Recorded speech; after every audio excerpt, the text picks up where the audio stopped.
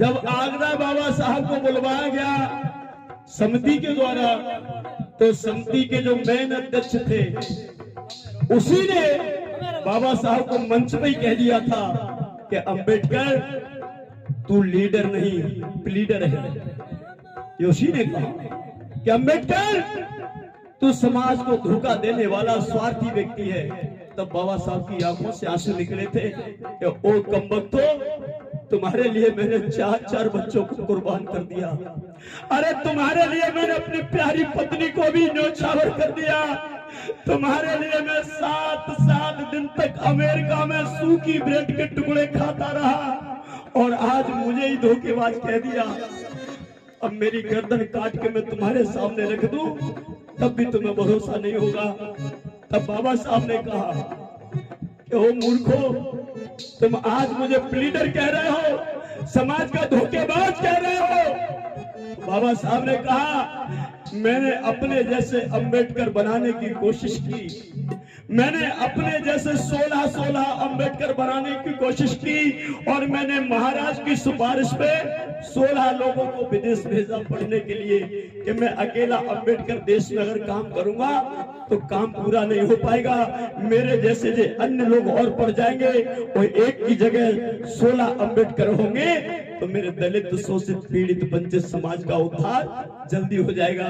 ये सोच करके मैंने विदेश 16 लोगों को भेजा, ये बाबा साहब ने कहा। लेकिन उन कमबख्तों में से 14 के 14 विदेश में रह गए, विदेश में शादी कर ली, अपनी प्रॉपर्टी जमा ली और 2 लोग लौट के भारत में आए और उन दोनों में एक टीवी और बीवी में मस्त हो गया और एक ने बिजनेस कर ली।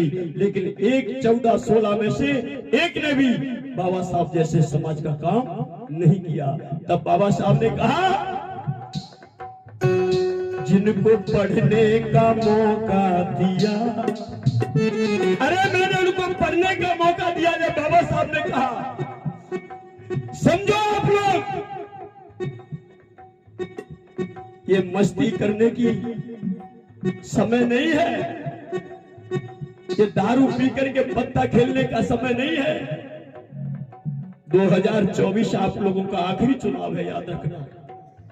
अगर ये चुनाव हम लोग सही नहीं करा पाए तो ईवीएम को देश से नहीं हटा पाए तो लिख लो कि बाबा साहब के 4 बच्चों की कुर्बानी के बाद जो संविधान बाबा साहब ने हमें दिया हमारी हिफाजत के लिए, वो संविधान महफूज नहीं है। ये हत्यारे संविधान को मिटाने की कोशिश करेंगे, इस बात को आप समझ लो।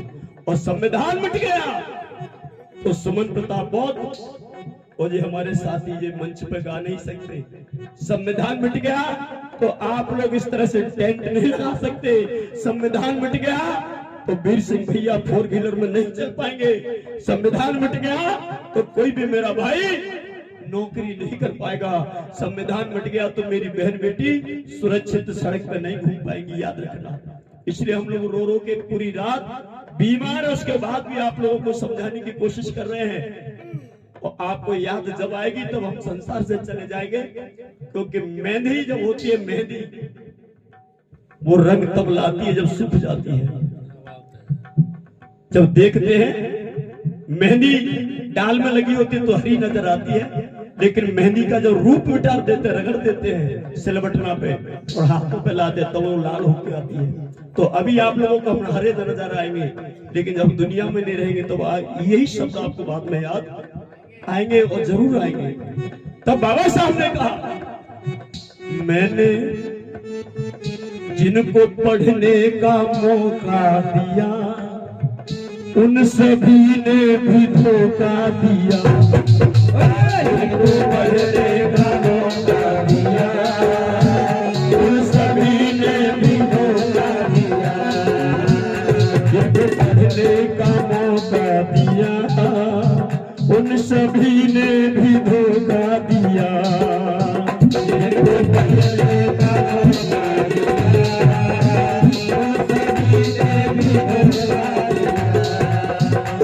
बाबा साहब ने कहा, क्या कमी थी ये सोच रहा हूँ, क्या कमी थी ये सोच रहा हूँ। अरे मेरे कार्य में क्या कमी रह गई, कहाँ मैंने तुम्हारे लिए कमी छोड़ दी, इसी बात को मैं सोच रहा हूँ।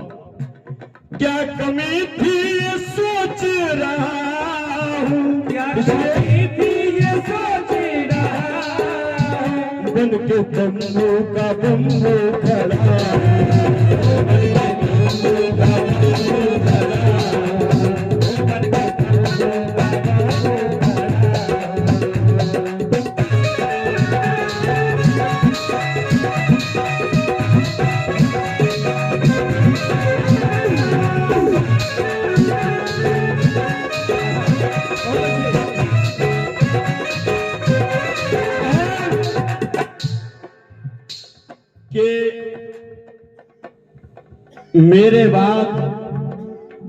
मेरे बाद मेरे बच्चे